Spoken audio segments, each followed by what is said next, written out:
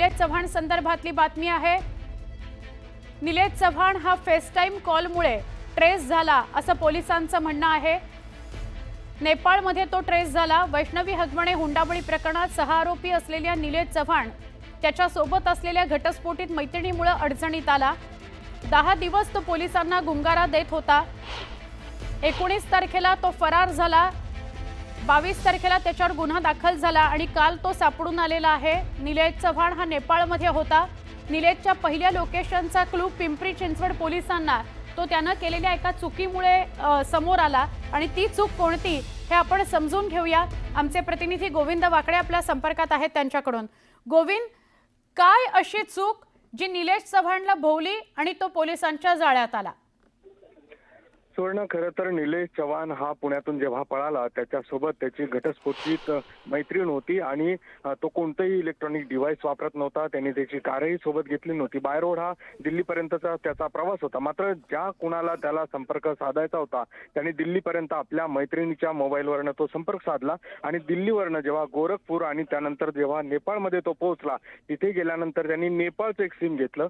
Apple मोबाईलमध्ये Apple फेसटाईम नावाचे एक ॲप आहे आणि त्यावरनं जर आपण फोन केला तर कुणालाही ट्रेस आपलं लोकेशन मिळणार नाही असा त्याचा समज होता। कारण की अनेकांना असं वाटतं की फेसटाईमनी जर आपण बोललो, कॉल केला तर ते रेकॉर्डवर राहत नाही। तोच समज या निलेश चव्हाणचा देखील होता।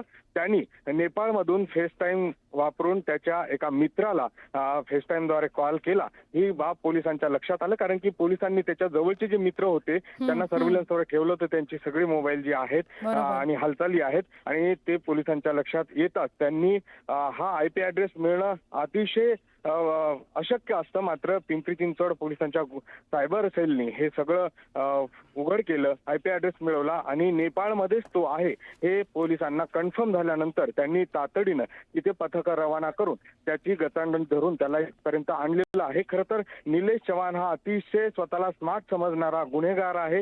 या आधी देखील त्याच्या ज्या ज्या गुन्ह्यामध्ये सहभाग होता तिथे त्यांनी इलेक्ट्रॉनिक डिव्हाइस टाळले होते, कारण की तो पोलिसांच्या आजूबाजूला राहायचा आणि त्याला हे सगळं माहिती होतं की पोलीस कसे ट्रेस करू शकतात। मात्र नेहमी जर बघितलं तर पोलिसांकडे एक हातचा डाव असतो आणि त्याच पद्धतीने त्याचा आधी जो समज होता तो पोलिसांनी खोटा ठरवला की फेसटाईम वरनं जर आपण कोणाला बोललो तर आपलं लोकेशन मिळणार नाही आणि त्याच समजामध्ये तो तिथे 5 दिवस वास्तव्यास होता नेपाळमध्ये।